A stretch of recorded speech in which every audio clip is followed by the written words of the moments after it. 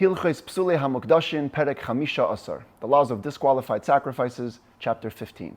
It's another day on the topic of improper thoughts during sacrifices. 2 days ago, the Rambam told us that there are 3 types of improper thoughts that could invalidate a sacrifice. A thought involving eating or offering the sacrifice outside of its proper time, outside of its proper place, and also what we call machsheves shinui Hashem, a thought which involves a changing of the name. Changing of the name meaning the Kohen had in mind the wrong person or the wrong type of sacrifice. That's the type of thought we're going to be focused on exclusively today to really explore it, get into the parameters of how it works and how it affects the sacrifice. And the Rambam begins with a very interesting rule, which contrasts this type of improper thought to the other types. The other types, if you have an improper thought about time and place, the sacrifice is completely disqualified. You can't even offer it on the Mizbeach. But with this type of thought, machsheves shinui Hashem, says the Rambam halacha aleph, kol hazvachim shenishchatu b'machsheves shinui Hashem, all sacrifices that were slaughtered with an intent, with a thought relating to the changing of the name, bein bekarbanos yachid, bein bekarbanos tzibur, whether it's individual or communal sacrifices, actually ksherim. They're actually kosher, meaning you can continue to offer them onto the Mizbeach. Elo shaloi olu labaylim l'shem chayva. It's just that they don't count for the owner's obligation. And the Rambam will in a moment define what that means. It doesn't count for either way. If the Kohen changed the intent of the sacrifice, it doesn't count for the originally intended sacrifice or for the sacrifice that he thought about. It doesn't count. But it's a kosher sacrifice inherently. Versus, let's say, the other 2 thoughts, as I mentioned before, time and place, completely disqualify the sacrifice. By the way, says the Rambam, even in machsheves shinui Hashem, there's an exception. Chutz min achatas v'hapesach, with the exception of the sin offering and the Passover offering. Sheim nasu b'machsheves shinui Hashem psulin. If these 2 sacrifices were offered with a thought of changing of the name, they're actually inherently disqualified. And the Rambam kind of repeats a rule which he said multiple times in the last 2 chapters. Ve'echad hameshane shem hazevach. It doesn't matter when you change the name, when you have that improper intent. At any point during what we call the 4 integral services of sacrificial procedure, this thought could invalidate the sacrifice. Doesn't matter if you change the name b'shas shchita, b'shas kabbalah, b'shas helacha, b'zrika k'moshe b'yarnu. Slaughtering, receiving the blood, walking the blood, sprinkling the blood on the mizbeach. These 4 are the main steps of bringing a sacrifice, and if you have an improper thought during any one of them, they disqualify the sacrifice. Now, let's just define that term we mentioned before. Lo alu labaylim l'shem chayva. Ketzad lo alu l'shem chayva. What does it mean that the sacrifice is inherently acceptable, but it doesn't count for the owner's obligation? Says the Rambam, let's consider the example on the screen. You have a guy, he's bringing a burnt offering, and the Kohen offers it with the intent of bringing a peace offering. So now, says the Rambam, it doesn't count for anything. Lo also labaylim, it doesn't count for the owners, lo mishum oila sheim chayavin ba, v'lo mishum shlamim. Neither for the burnt offering which he's obligated to bring, nor for a peace offering. In other words, the guy can't say, oh, you know what, now that he thought about a peace offering, let me bring a shlamim, I'll bring it home, we'll feast on it like we do.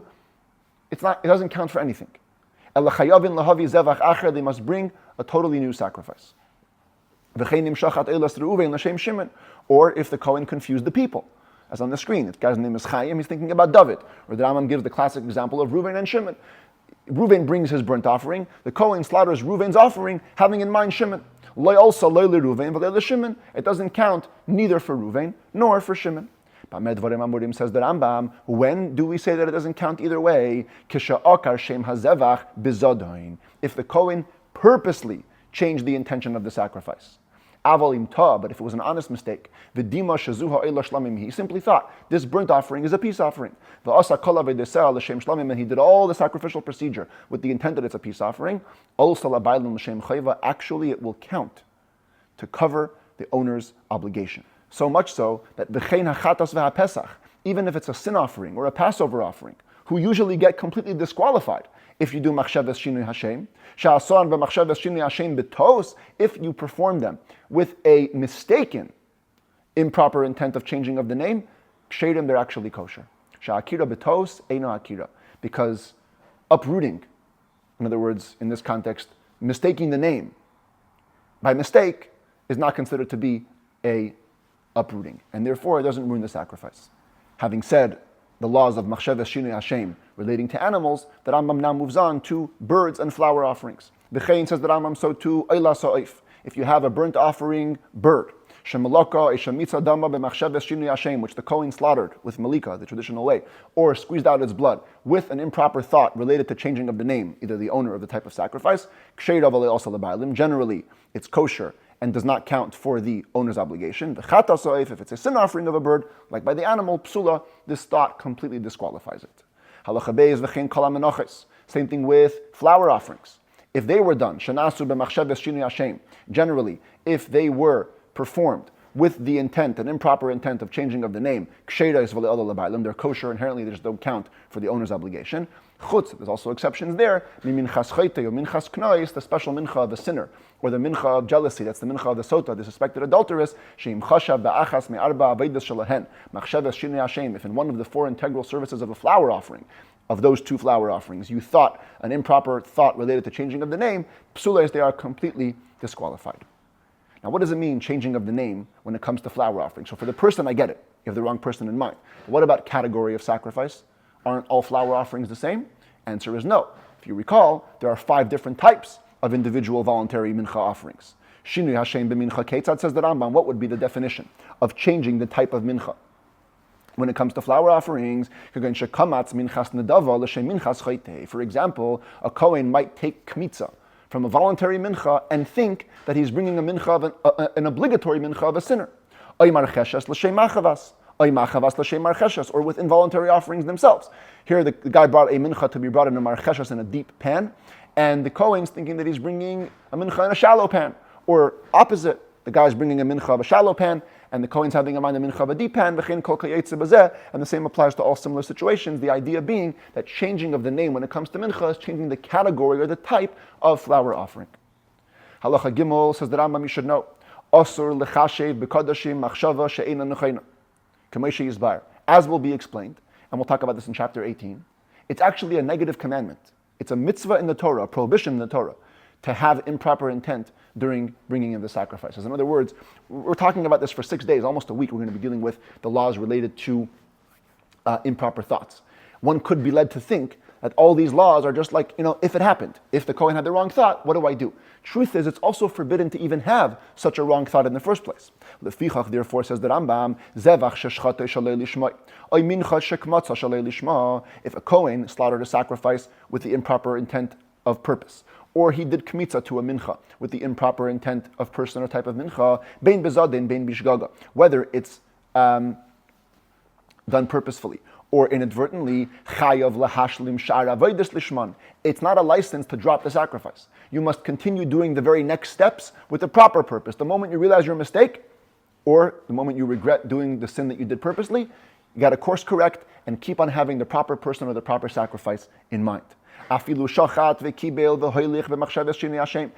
if you did all of the 3 out of the 4 integral services with an improper thought, you slaughtered, you received the blood, you walked it with the wrong person or the wrong type of sacrifice in mind, and then you realized, you must sprinkle the blood, the final stage, with the proper intent.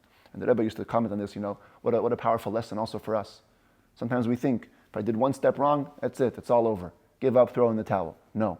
Every single thing that we do as a Jewish person, every performance of service in our mini holy temple matters. And if we did one with a wrong intention, whether mistakenly or even if it was purposely, we must course correct, reset, and do the next things with the proper intent, because every single thing matters completely on its own. And now that Rambam explains the difference that we've mentioned in the last 2 halachas. When it came to animal sacrifices, the Rambam said that mostly machshavas shinui Hashem keeps it kosher, just doesn't allow for the owner's obligation, except for a chatas and a pesach. Those are different. Also with flower offerings, minchas chote and minchas knois are different. Says the Rambam, why? What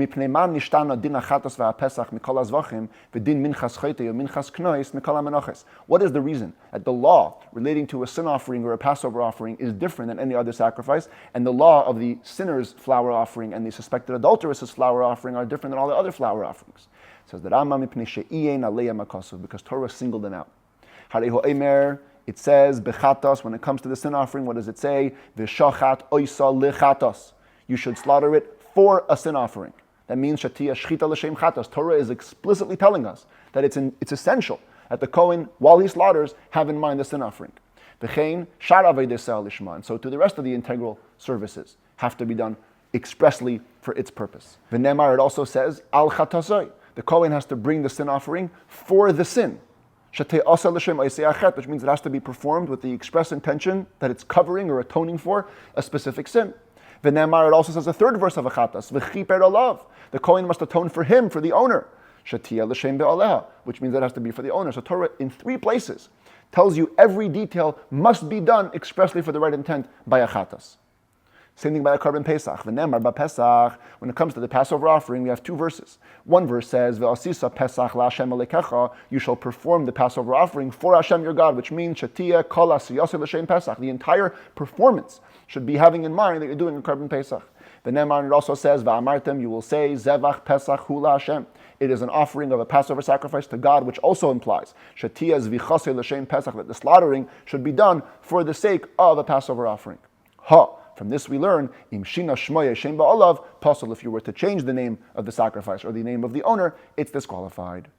That's for the animal sacrifices. What about for the flour sacrifices? When it comes to the mincha of a sinner, it says, Ki chatos hi, it is a sin offering. Torah repeats those words to tell us that it has to be done for the sake of a sin offering. As well as by the suspected adulteress, it says, Ki minchas kna'ois hu, it is a mincha of jealousy. Repeating those words means that it has to be had in mind that that's what it's for. So you call ma'aseh lishman, all the actions related to these offerings should be done with the express intent that it's being done for them. And since Torah specifies it, if you don't have those thoughts, it's completely disqualified. Everything else doesn't have the specification, and therefore it disqualifies the owner's obligation, but the sacrifices themselves remain inherently kosher. Halacha dalet. Chatas sheshchata l'shem zevach acher. If you have a sin offering which was slaughtered for a different purpose, and here we're going to have about 9 cases, as I can see here, that you can mess up on the chatas's intention. So the first thing is this one over here, this bubble. Different sacrifice. Instead of slaughtering it for a chatas, you slaughtered it for a burnt offering, guilt offering, or peace offering. Pesulei, that's disqualified, as we explained. But if you had in mind that it's going to be just a regular animal, you didn't think it was bichlal holy, then it rises to the next level. You didn't change it to a different sacrifice. You changed it to a non-sacrifice. And therefore, it's kosher, what you did, which doesn't count for the owner's obligation. Because from tradition we learn, in the realm of holiness, having the wrong holiness in mind can disqualify the sacrifice. But having non-holiness in mind doesn't disqualify a holy sacrifice. What if you slaughter the sin offering for the wrong sin, a different sin? The person's bringing the sin offering to cover for fats, forbidden fats that he ate, and you're slaughtering it for eating blood, psula, that's disqualified. That's within the context of holiness. The wrong sin disqualifies the sin offering. Halacha Zayin. Consider another scenario where the chatas can get messed up. And to appreciate this halacha and the next one, maybe I'll just present it backwards, and it'll be easier to understand. The Rambam is about to tell us that even though, when it comes to a chatas, if you switch the person, you have the wrong person in mind, usually it disqualifies the entire sacrifice.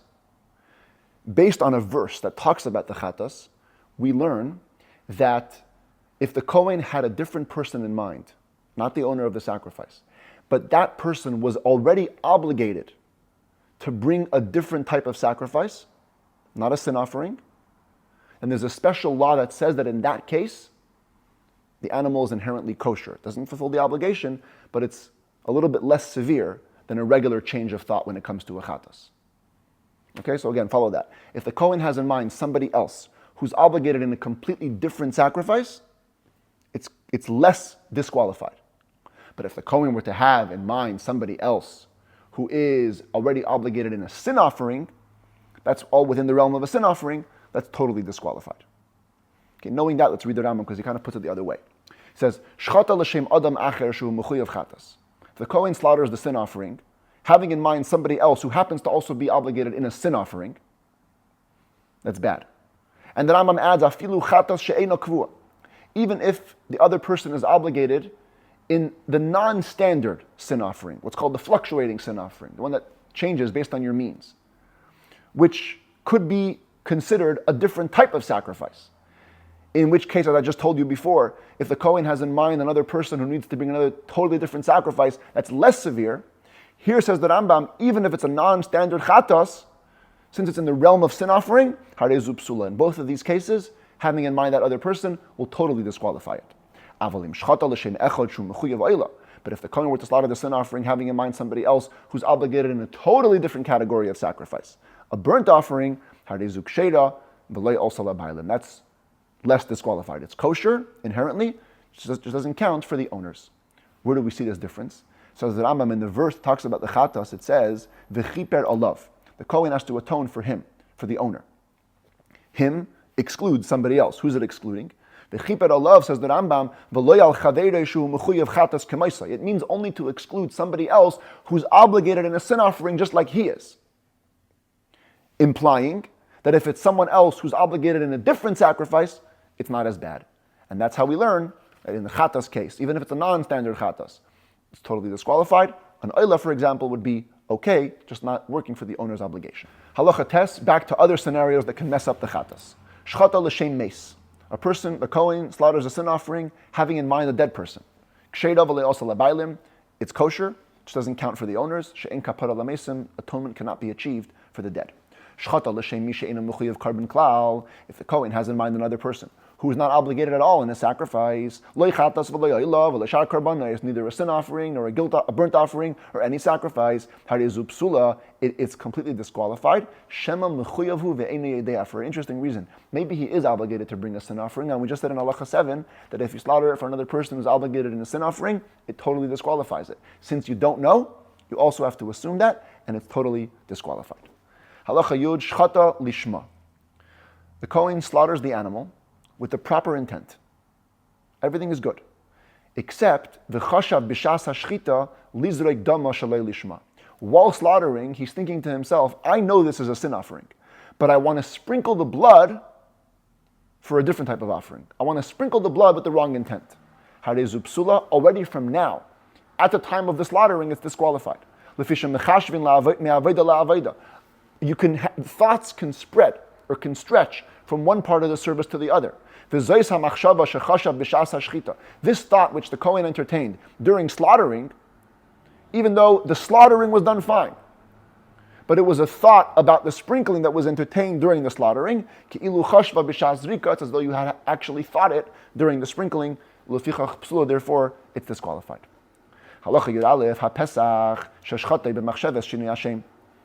The Passover sacrifice, let's talk about for a minute. This is supposed to be an image. All the Jews would come into the Holy Temple on Erev Pesach, and as the Talmud describes it, and the Rambam will also mention it in the next book, most people slaughtered their own Korban Pesach. There simply wasn't enough Kohanim to go around, and a regular Jew could slaughter a sacrifice, as we saw in the beginning of these laws. So the Jews themselves, most of them were proficient in the laws of slaughtering. They would come in and line up. Everybody would slaughter their own Korban Pesach, and it was a Kohen ready to receive the blood, because that has to be done by a Kohen. And there was a whole procedure how this was offered. But this is the point. The point is we're talking about now the time of the slaughtering of the offering of the Korban Pesach. So if the person or the Kohen who was doing it slaughters it with a thought that changes the name. Bein shashina shmoi l'shem zevach acher, bein shashinaho l'shem chulin. In the case of the Passover sacrifice, it doesn't matter if you change it to another sacrifice or to a non-sacrifice. Pasul is disqualified, remember, because it says in the verse we quoted before, Va'amartem zevach pesach hu laHashem. You must say that it is a Passover offering to God. It has to be to God. If it's not to God or to a different sacrifice, disqualified. When is this law said? If you're slaughtering the sacrifice of the Passover on its proper day, Erev Pesach, 14th of Nisan. Even if you slaughtered it in the morning, which is too early, because usually it was done in the afternoon, but it's that day, and you change the name, disqualified. But if it was not if it was the wrong time, a different day when you slaughtered it, and you had the wrong intent changing the name, kosher, it is kosher, just not counting for the owners for the obligation. Obviously, it's not done on the right day. But if the improper thought that you had was not about the nature of the sacrifice itself, but you were changing the name of the owner, that is treated as though, since when you slaughtered it at the wrong time, you had in mind the wrong guy, so now when the time comes, it's as though there's no owner when the time comes, because you had the wrong owner in mind, and therefore, the whole sacrifice is completely disqualified. Halacha Yud Beis Pesach Sheshchatei Lishmoi Barba'as or Kedem Chatzos. What if you slaughtered the Passover sacrifice with the right intent on the 14th of Nisan before midday? Pasul Lefi She'ein Zmanei, disqualified. It's not its proper time. Avra Shnasei Ushchatei B'Zmanei L'Shem Pesach, if it was past a year old, which it shouldn't be, and you slaughtered it on Erev Pesach, having in mind the Passover sacrifice, everything was good, except for its age. Or if a Kohen slaughters a different sacrifice, having in mind that it's a Passover offering, even if it was in the right time for a Passover offering. After midday, they had the less severe law, they're kosher, just don't count for the owner's obligation. Halacha Yud Gimel, some more switches. A Thanksgiving offering that was slaughtered as a peace offering. Also labailim, it counts for the owner because toida is in the general category of shlamim.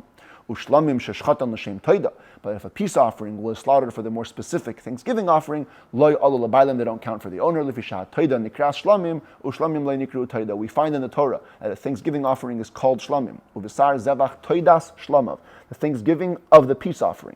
So Thanksgiving is called peace, but shlamim is never called Thanksgiving. Halacha Yudalid Oila Sheshchata Al Misha Einim Mechuyev Carbon Klal. If a Kohen were to slaughter a burnt offering for somebody who wasn't even obligated in any sacrifice, Loi also Labailim doesn't count for the owner because he didn't have the owner in mind. Shari Shchata Shlei L'Shem Be'aleh. It was slaughtered not for the intention of the owner. Ta'afal Pisha Zeh Sheshchata Lishmoi Einim Mechuyev Klum Be'inyanoi. Even though the person who you are thinking about doesn't have any obligation, so why should it matter? You're having a guy in mind who has no sacrifice on his shopping list. Says the Rambam, it's impossible that there should be a Jew who doesn't have something on his record that wouldn't require an atonement from heaven.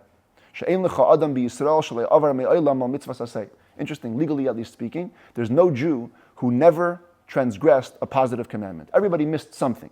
And therefore, the burnt offerings were typically brought for violations of positive commandments. And so, you can't say, oh, I have a guy who's bringing a burnt offering, and I had in mind a guy who didn't need to bring a burnt offering at all. No, that guy also needed to bring a burnt offering of some sort. And therefore, it's like changing from person to person, disqualifies the sacrifice. Halacha Tesvav. Oilo haba la'achar misa. The scenario where you have a burnt offering that's brought after death. It happens sometimes, a person sets aside an animal, he wants to bring it as a burnt offering, then he passes away. So typically what happens is, the heir, or whoever stands in this place, has to bring the sacrifice, and it's supposed to be brought having in mind the current owner. Says the Rambam, that wasn't done. The oila was brought after death. It was performed without the intention, or not for the intention of the current owner. Also, says the Rambam, it still counts for the current owner. Because there's no ownership after death. In other words, even if you had the original owner in mind, he's not considered to be the owner. The owner is the person who brought it to the temple, the heir. And therefore, by default, it's considered as if you had him in mind, and it's okay. Halacha Tezayin, Shnei Kivsei Atzeres Sheshchatan L'Shem Elim. There are two lambs that are brought on Shavuos, accompanying the two breads. They're part of the communal offering of Shavuos. But there are also other animals brought that day. Some bulls, some rams. So what happens if these two lambs, these two sheep, were slaughtered by the Kohen, and he thought they were the rams? They don't count for the community, for their obligation. But if he thought they were rams, mistakenly, and he slaughtered them as rams, it does count. That's a mistaken uprooting, and it's not considered to be an uprooting, as we saw in the beginning of the chapter. A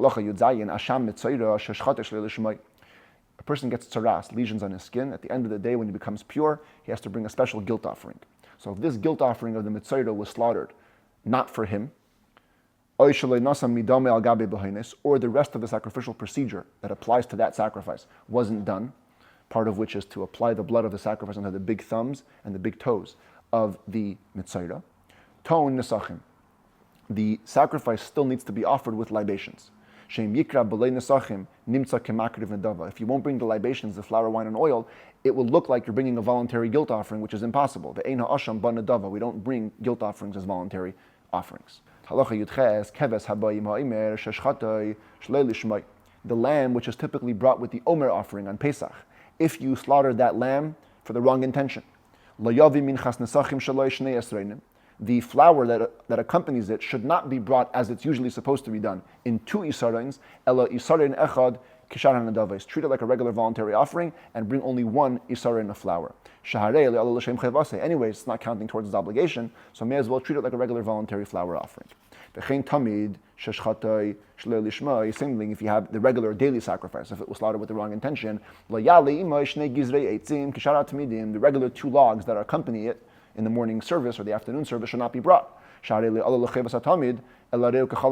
doesn't count for the obligation of a daily sacrifice, it's just a regular donation. So no need to bring the extra wood that would usually come along with it.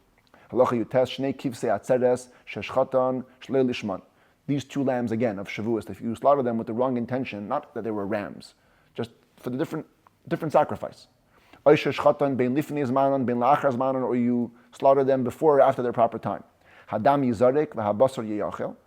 Treat it like a regular peace offering as it is. Sprinkle the blood, eat the meat, even though they don't count for the community's obligation. If it was a Shabbos day that Shavuos fell out on, you should not sprinkle the blood. It's extra work, you wouldn't want to do it. If you did after the fact, it's atonement enough to allow you to offer the parts on the Mizbeach in the evening after Shabbos and holiday are over. So too the peace offering of a Nazirite. This is the special chamber of the Nazirite in the temple, where he would get his hair cut after his term was over, and they would cook his peace offering. Says the Rambam, if his peace offering was slaughtered, sheshchatan, shalei lishma, not for the proper intention, afal pish le'ol, even though they don't count for the owner, they should still be treated like a Nazirite sacrifice, only be eaten for that day and the following night. But they don't require bread to accompany them as it usually does. Also the guilt offering of a Nazirite and the guilt offering of a person who has tzaras lesions.